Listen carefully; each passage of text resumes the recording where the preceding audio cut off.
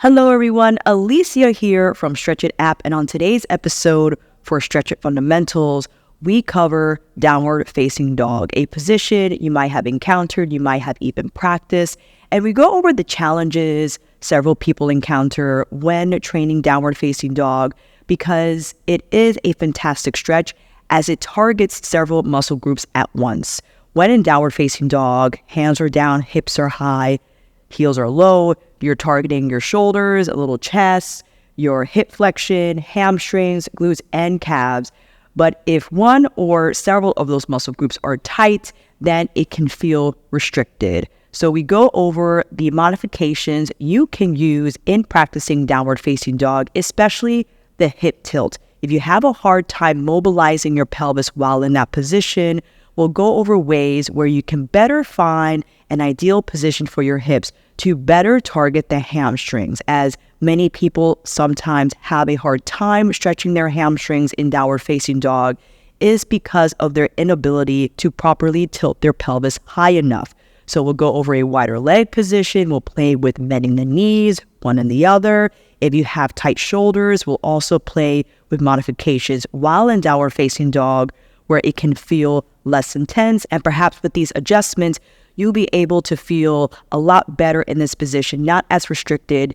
And instead of just feeling your back stretching, you can feel the hamstrings and calves stretch as well. One of the challenges people encounter while in downward facing dog is the hip position. And if we go into it here, sometimes it's tough to tilt the pelvis due to tight hamstrings or even tight calves. The first modification we can try is to step the legs wider, lift the heels, bend the knees.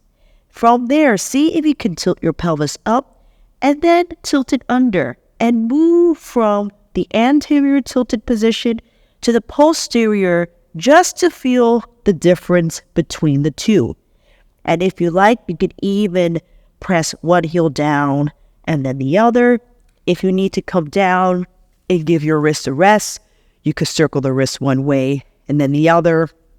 Because as we discussed during the intro, downward dog is a total body stretch.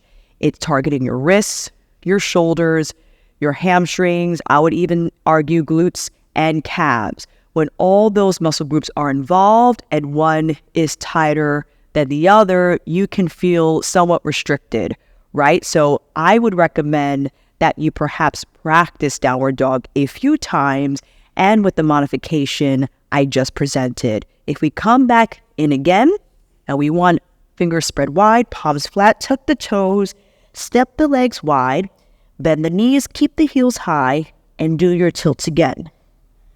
Tilting hip up and under. A few times through, and let's tilt the hip up and see now if you can step your feet closer together. Keep the knees bent, however, because if you try to straighten your knees and the back begins to round, that's an indication that we still have to improve our hamstring flexibility as well as our hip flexion, right? You can even play with lifting the heels and pressing them down, all while keeping the knees bent. And while you're working with the legs, push those shoulders back toward your knees. That's going to impose a deeper stretch on the shoulders. If you cannot take that range, then make sure your head stays between the elbows. Bringing the knees down. And this time you can interlace the fingers to circle the wrists and return the other direction. Last time, hands down, tuck toes, lift the hips.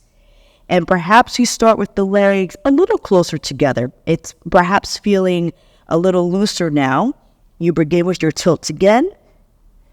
Hip back and forward. Keep the hips up. And see if now alternating one knee and then the other. You bend one knee, straighten one knee, and then switch. And eventually you'll begin to feel the heels closer to the ground as you keep your knees straighter while maintaining the hip tilt. Again, we want to focus on maintaining a neutral if not, slightly extend position of the spine. You can lift both heels on the breath in. Exhale, heels down.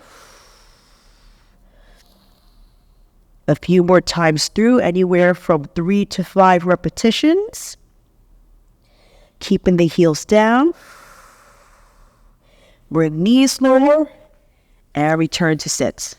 If you would like to improve your flexibility or learn more about stretching techniques, make sure to check out our app. The link will be down below in the description box. And if you want to see more classes like these on YouTube, make sure you like this video and subscribe to our channel.